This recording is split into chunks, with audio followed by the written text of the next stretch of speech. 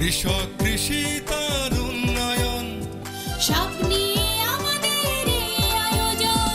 বাংলার কৃষি, বাংলার কৃষি, বাংলার কৃষি। ফলবে ফসল, ভরবে গোলা, আরো বেশি বেশি। বাংলার কৃষি, বাংলার কৃষি, বাংলার কৃষি, বাংলার কৃষি, বাংলার কৃষি। সুপ্রিয় দর্শক, আপনাদের সবাইকে বাংলার কৃষি অনুষ্ঠান থেকে শুভেচ্ছা। কৃষি তথ্য, প্রযুক্তি, পরামর্শ এসব নিয়ে আমাদের কৃষি বিষয়ক অনুষ্ঠান বাংলার কৃষি। কৃষক ভাইরা আমাদের আজকের বাংলার কৃষি অনুষ্ঠানে দেখবেন এ সময় আপনার মাঠ ফসলের করণীয় সম্পর্কে মাঠ প্রতিবেদন এবং কৃষি বিষয়ক কিছু গুরুত্বপূর্ণ তথ্য ও পরামর্শ। অনুষ্ঠানের শেষাংশে থাকছে মৎস্য ও প্রাণী সম্পদ বিষয়ক প্রতিবেদন।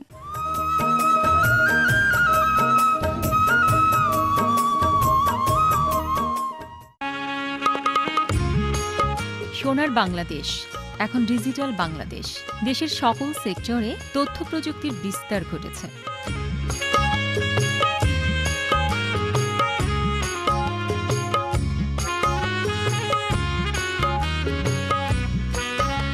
কৃষি সেক্টরও পিছিয়ে নেই।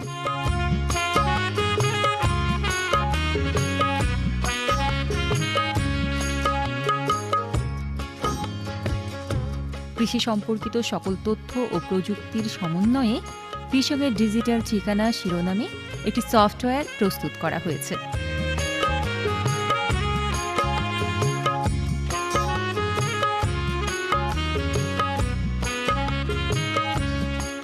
এই সফটওয়্যারে ছবি ও ভিডিও এর মাধ্যমে ডাল, তেল ও দানা জাতীয় ফসল, অর্থকরী ফসল এবং সবজি ও ফল জাতীয় ফসলের উৎপাদন প্রযুক্তি দেখানো হয়েছে।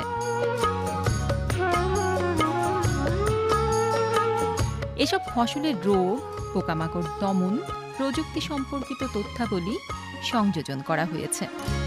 ফসল উৎপাদন বাড়ানোর জন্য উদ্ভাবিত উন্নত কৃষি প্রযুক্তিসমূহের ছবি এবং ভিডিও সম্বলিত তথ্যাবলীও সন্নিবেশিত হয়েছে। কৃষি সম্প্রসারণ অধিদপ্তরের দেশব্যাপী অফিসসমূহের ফোন নম্বর, ইমেইল আইডি, কৃষি সম্পর্কিত জরুরি আইন কানুন এবং ফর্ম সহ বিবিধ তথ্যাবলী পরিবেশন করা হয়েছে। এসব তথ্য কৃষকের চাহিদার আলোকে কৃষক বান্ধব করেই সাজানো হয়েছে। কৃষকের ডিজিটাল ঠিকানা হলো একটি সফটওয়্যার যেখানে কৃষকের চাহিদা ভিত্তিক বিভিন্ন ফসলের উৎপাদন প্রণালী, রোগ দমন, পোকামাকড় দমন, আধুনিক বিভিন্ন কৃষি প্রযুক্তি এবং বিভিন্ন ধরনের তথ্যাবলী সংযোজন করা হয়েছে। মূল উদ্দেশ্য হলো মাঠ পর্যায়ে আমাদের উপসহকারী কৃষি কর্মকর্তাদের পাশাপাশি যাতে বিভিন্ন এলাকা থেকে প্রতিনিধিরাও এই সফটওয়্যার ব্যবহার করে তাদের প্রতিবেশী কৃষকদেরকে সেবা দিতে পারে। তাতে লাভ হলো কৃষককে কষ্ট করে অনেক দূর দূরান্ত থেকে উপজেলায় আর আসতে হবে না, তাদের দোরগোড়া থেকেই তারা কৃষি বিষয়ক সেবাগুলো পেয়ে যাবে। এতে করে তাদের খরচ, সময় এবং ভিজিট কমে যাবে। সফটওয়্যারটি বর্তমানে অনলাইনে ব্যবহার করা যাচ্ছে। এটি ডেস্কটপ, ল্যাপটপ, এমনকি অ্যান্ড্রয়েড মোবাইলের মাধ্যমেও ব্যবহার করা যায়। কম্পিউটার হার্ড ডিস্ক বা মোবাইলের মেমোরি কার্ডে সংরক্ষণ করে একটি ব্রাউজার সফটওয়্যার ব্যবহার করে খুব সহজে এখান থেকে দরকারি তথ্য বের করা যায়। এজন্য কোনো ইন্টারনেট কানেকশন প্রয়োজন হয় না। বিনা খরচে প্রত্যন্ত অঞ্চলের কৃষকগণ যখন তখন দ্রুত কাঙ্ক্ষিত কৃষি ও তথ্য সেবা পাচ্ছে। এ সফটওয়্যার উদ্ভাবনের গুরুত্ব বিবেচনায় বাংলাদেশ কপিরাইট অফিস মেধাস্বত্ব সার্টিফিকেট প্রদান করেছে। সফটওয়্যারটির আপডেটিং, কন্টেন্ট ভ্যালিডেশন এবং বেলকুচি উপজেলায় পাইলটিংয়ের জন্য মাননীয় প্রধানমন্ত্রীর কার্যালয়ের A2I প্রকল্পের সার্ভিস ইনোভেশন ফান্ড হতে 23 লাখ টাকা অ্যাওয়ার্ড প্রদান করা হয়েছে। এতে সফটওয়্যারটি জাতীয়ভাবে ব্যবহারের উপযোগিতা অর্জন করেছে। কৃষকের ডিজিটাল ঠিকানা সফটওয়্যারটি কৃষি সেক্টর তথা সারা দেশের কৃষকের জন্য একটি মূল্যবান সম্পদ। এটি ব্যবহার করে কৃষকগণ দোরগোড়া থেকে দ্রুত মানসম্মত কৃষি ও তথ্য সেবা পাবে, যা আমাদের খাদ্য নিরাপত্তা অর্জনে গুরুত্বপূর্ণ ভূমিকা রাখবে। সফটওয়্যারটি ওপেন করা খুব সহজ, কারণ মূল পাতার উপরে ছবি দেওয়া আছে। এই ছবিতে টাচ করলে অথবা ক্লিক করলে এখান থেকে শব্দ বেরিয়ে আসবে যে ওইটা কি জিনিস। যে কোনো একজন লোক লেখাপড়া না জানলেও খুব সহজে ছবিতে টাচ করে শব্দের মাধ্যমেই এটা ব্রাউজ করতে পারবে। এই প্রকল্পকে সারা দেশের কৃষকের হাতে পৌঁছে দিতে চাই, যাতে করে কৃষককে আর কষ্ট করে, সময় নষ্ট করে, পয়সা খরচ করে আর দূর দূরান্ত থেকে না আসতে হয়। তারা যেন তাদের ঘর থেকেই, দোরগোড়া থেকেই এই সেবা পেয়ে কৃষির উন্নতি করতে পারে।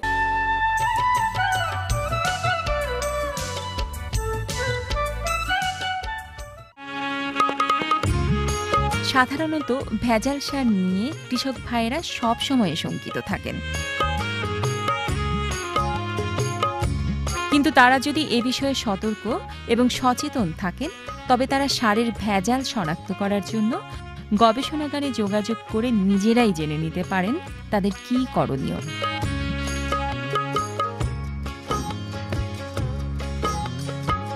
এছাড়াও এ বিষয়ে সংশ্লিষ্ট ব্যক্তি এবং কৃষক ভাইয়েরা কিভাবে উপকার পেতে পারেন সে সম্পর্কে জানাচ্ছেন বাংলাদেশ কৃষি বিশ্ববিদ্যালয় ময়মনসিংহ কৃষি রসায়ন বিভাগের প্রফেসর ডক্টর মোহাম্মদ ওয়াহিদুজ্জামান। সারের মেইনলি আমরা বেশি ব্যবহার করি ইউরিয়া সার। ইউরিয়া সারের ভেজালের পরিমাণ কম, আর যেগুলো আছে সেগুলো মাটির কিছুটা ক্ষতি করে। কিন্তু ফসফেটিক ফার্টিলাইজার, বিশেষ করে টিএসপি, এমওপি, এসএসপি এবং zinc bearing fertiliser, zinc sulphate, এগুলোর মধ্যে ভেজালের পরিমাণ বেশি থাকে এবং এর গুণ নিয়ন্ত্রণ, এর মান নিয়ন্ত্রণ এটা যদি না করা হয় তাহলে মাটি এবং ফসল দুটোরই প্রচুর ক্ষতি হতে পারে এবং এখান থেকে এই শস্য খেলে মানুষেরও সেখান থেকে কন্টামিনেশনের বা পয়জনিংয়ের ভয় থাকে। কৃষককে বুঝতে হবে যে যে ফার্টিলাইজারটি সে নিল সেটি যে পরীক্ষাগারগুলো আছে সরকারি, সেই পরীক্ষাগারে পরীক্ষা করিয়ে তার গুণমান সম্পর্কে তার জানতে হবে। তা না হলে তার সারের মধ্যে হেভি মেটাল, যেগুলো আমাদের মাটিকে পয়জন করতেছে, দূষিত করতেছে, আলটিমেটলি আমরা এবং যারা এই ফসল খায়, গরু বাছুর পর্যন্ত, তারাও হেভি মেটালে কন্টামিনেটেড হয়ে যাবে। কৃষককে সার অবশ্যই ব্যবহার করতে হবে সুষম মাত্রায়, কিন্তু এই বিশেষ করে টিএসপি এবং জিঙ্ক বিয়ারিং ফার্টিলাইজার এবং অন্যান্য মাইক্রোনিউট্রিয়েন্ট বিয়ারিং ফার্টিলাইজার, এগুলোর গুণমান সম্পর্কে তাদেরকে অবশ্যই সচেতন এবং সতর্ক হতে হবে এবং এর পরীক্ষাগারে পরীক্ষা করানো ছাড়া এর কোনো বিকল্প নাই এবং এর সঙ্গে সংশ্লিষ্ট যারা কৃষি অধিদপ্তরের কর্মকর্তা আছেন তারাও এদেরকে সহায়তা করবেন। তা না হলে ভবিষ্যতে মাটি দূষিত হবে, ফসল দূষিত হবে এবং আমরা অ্যাজ এ হোল আমরা পলিউটেড হব, হেভি মেটাল কন্টামিনেটেড হব। সার, ইরিগেশনের পানি, সেচের পানি এবং ইনসেকটিসাইড যেগুলো কৃষকরা ব্যবহার করেন, ওনারা যদি এর স্যাম্পল নিয়ে আসেন, আমরা তার পরীক্ষা করে তার গুণগত মান কি আছে, এটা স্ট্যান্ডার্ড কিনা সে সম্পর্কে আমরা তাদেরকে সাজেশন দিতে পারবো। বাংলার কৃষি, বাংলার কৃষি, বাংলার কৃষি। দেখছেন বাংলাদেশ টেলিভিশনের প্রতিদিনের কৃষি বিষয়ক অনুষ্ঠান বাংলার কৃষি। এ সময় আপনার করণীয় সম্পর্কে আপনাদের জানাতেই আমাদের এই বাংলার কৃষি। সঙ্গেই থাকুন এবারে মৎস্য বিষয়ক প্রতিবেদন।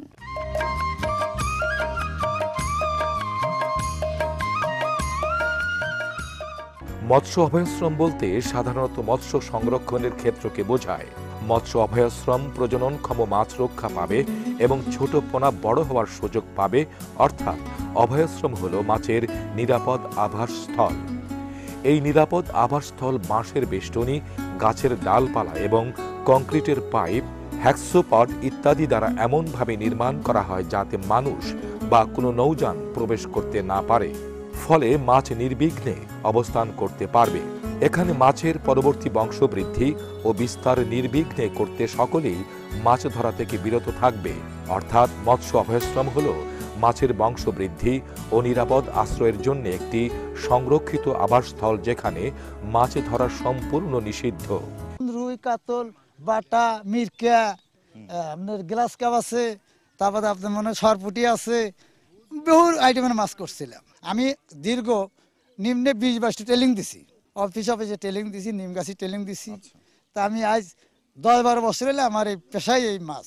মৎস্য অধিদপ্তর লোকজন আমাদের সাথে যোগাযোগ করে এবং তারা মাঝে মধ্যে আসে। তারা আমাদের বিভিন্ন পরামর্শ দেয়, তারপরে কিছু সহযোগিতা থাকলে মাছ দেয়, ট্রেনিং এর ব্যবস্থা আছে মাঝে মধ্যে, এগুলো করে। অভয়াশ্রম প্রতিষ্ঠার ফলে যেসব সুবিধা পাওয়া যায় তা হলো জলজ পরিবেশের জীববৈচিত্র্য সংরক্ষণ।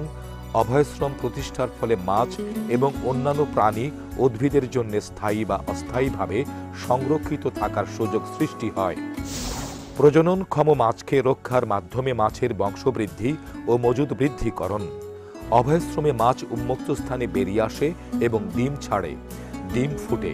এতে মাছের বংশবৃদ্ধি তথা সার্বিকভাবে মাছের মজুদ বৃদ্ধি পায়। সংকটময় সময়ে মাছের আশ্রয়স্থল হিসেবে ভূমিকা।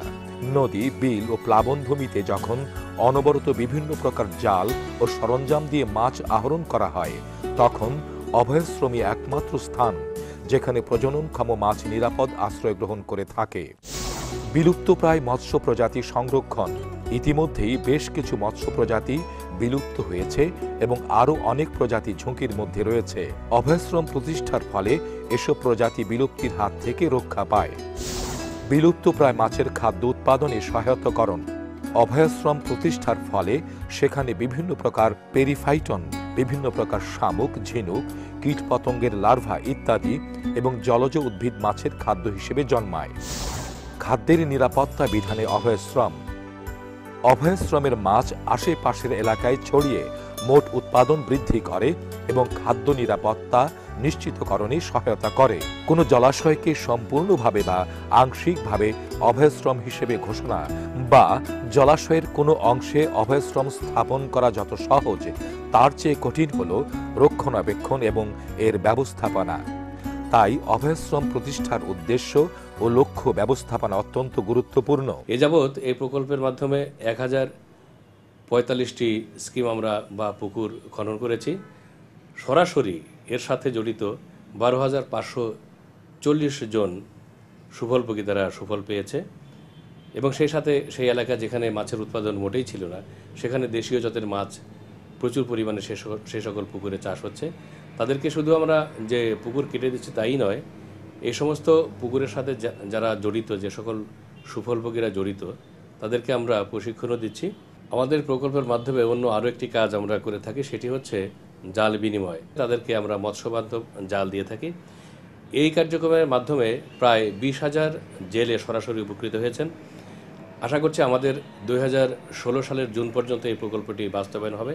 তার মাধ্যমে আমরা জেলেদের এবং সেই সাথে যারা ক্ষুদ্র এবং প্রান্তিক মৎস্য চাষী, যারা অর্থের অভাবে তাদের পুকুর খনন বা পুনঃখনন করতে পারেন না, তাদের পুকুর খনন এবং জেলেদেরকে তাদের পুনর্বাসনের অংশ হিসেবে তাদের মধ্যে জাল বিতরণ করে আমরা এই সমস্ত পশ্চাৎপদ এলাকা, অর্থাৎ অর্থনৈতিকভাবে পশ্চাৎপদ এলাকার জনগণের দারিদ্র্য অনেকাংশে আমরা দূর করতে সক্ষম হবে বলে আমরা আশা করছি। এই সমস্ত পুকুর উন্নয়ন করে মাছ চাষের উপযোগী করার জন্য পুকুর, বড়পিট, অন্যান্য বদ্ধ জলাশয় খনন, পুনঃখনন করে পার্শ্ববর্তী দরিদ্র জনগোষ্ঠীকে বরাদ্দপূর্বক মাছ চাষে নিয়োজিত করার জন্য এই কার্যক্রম প্রকল্পে রাখা হয়েছে। প্রকল্পের কার্যক্রমকে নিজের কাজ হিসেবে গ্রহণ করবে এবং প্রকল্পে কার্যকাল শেষে স্থানীয় মৎস্য বিভাগের সহায়তায় সিবিও সংগঠন প্রকল্প কার্যক্রমগুলো সচল রাখবে। এর সঙ্গে শেষ করছি আমাদের আজকের বাংলার কৃষি। বাংলার কৃষি অনুষ্ঠানটি আগামীকাল একই সময় প্রচারিত হবে। অনুষ্ঠানটি সুন্দর ও সমৃদ্ধির জন্য আপনাদের মতামত একান্ত প্রয়োজন। আমাদের লিখে জানাতে পারেন। আমাদের লেখার ঠিকানা প্রযোজক বাংলার কৃষি, বাংলাদেশ টেলিভিশন ভবন, রামপুরা, ঢাকা। ইমেইলেও আমাদের লিখতে পারেন। আমাদের ইমেল আইডি banglarkrishi@ais.gov.pd। আমাদের ফেসবুক আইডি বাংলার কৃষি। এছাড়াও আমাদের বাংলার কৃষি অনুষ্ঠানটি ইউটিউবেও দেখতে পারেন। আজ এ পর্যন্তই, সবাইকে ধন্যবাদ। কৃষক, কৃষি তার উন্নয়ন, সব নিয়ে আমাদের